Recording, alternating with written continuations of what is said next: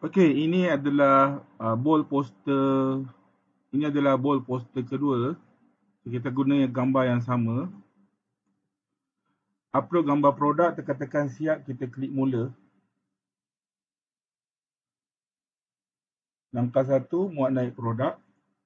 Ini gambar produk.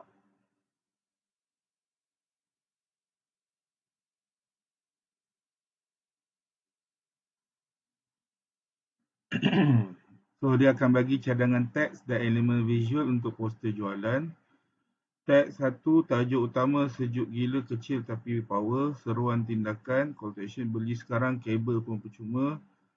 Sub tajuk, sokongan paparan LED dan 3 warna elegan. Okey, ini cadangan kesan visual, latar belakang, kabur dengan efek air salji untuk serlakan kesejukan. Fokus produk high contrast, glow biru. Teks utama, gaya overlay tambahan, crunch halus atau pantulan ais. Okey.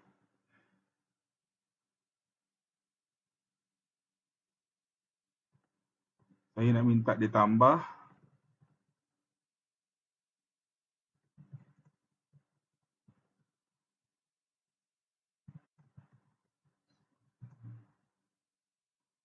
Di padang pasir berarti. Okey. Saiz. Kita ambil saiz 1:1.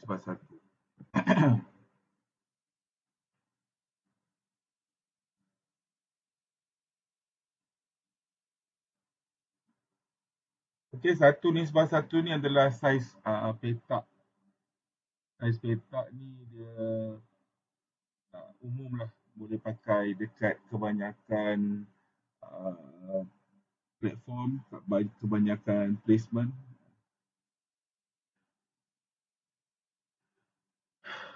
Okey.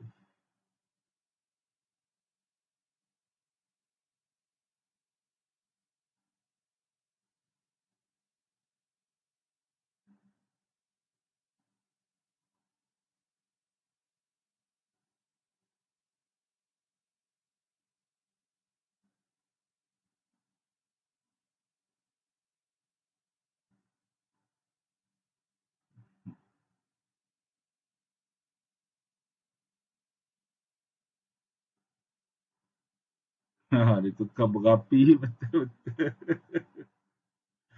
Aduh. Okey, beli sekarang kabel pun percuma. Boleh lah.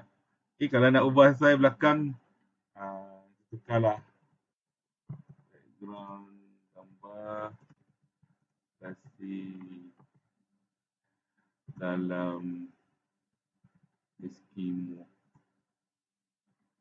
sebelah beruang kutub utara.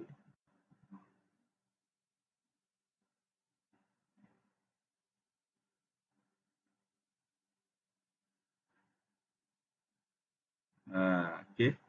So kita boleh ubah yang ini, perkataan dia kat sini. Call to action, mungkin kita boleh masuk nombor telefon. Subtajuk atau sokongan kita boleh letaklah benda lain.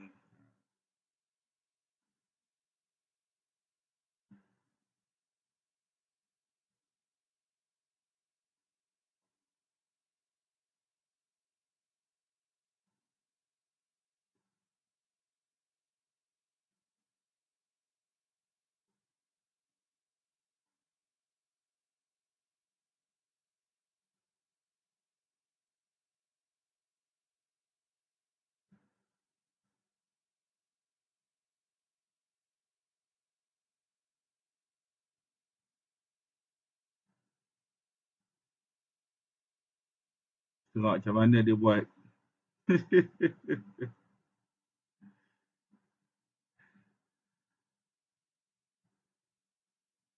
Oh, saya silap Eskimo pula. Igloo patutnya. Igloo kan. Eskimo ni orang Eskimo.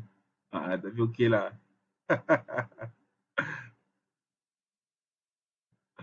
Okay. Alright, so ini bold poster yang kedua.